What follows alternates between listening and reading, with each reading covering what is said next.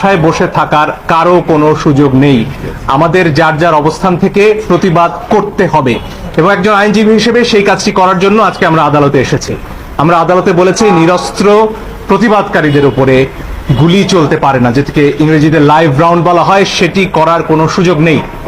আর অনেক ভিডিও আপনারা দেখেছেন, একটি কিশোর চারতলা একটা নির্মাণাধীন ভবন থেকে সে ঝুলে রয়েছে, তার কিচ্ছু করার উপায় নেই, ওই অবস্থায় তার উপর গুলি চলেছে অনেকবার।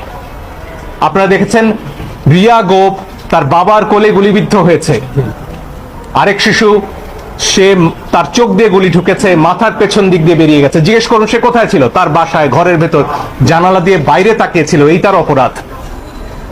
এই জন্য আমরা স্পষ্টভাবে বলেছি যারা আন্দোলনকারী তাদের উপরে লাইভ রাউন্ড অর্থাৎ গুলি ছোড়া চলবে না। আপনারা প্রয়োজনে টিয়ার শেল ছুড়ুন, লাঠি চার্জ করুন, রাবার বুলেটও ছুড়ুন, তাতেও বহু মানুষ অন্ধ হয়েছে হয়তো, সে খবর আপনারা দেখেছেন।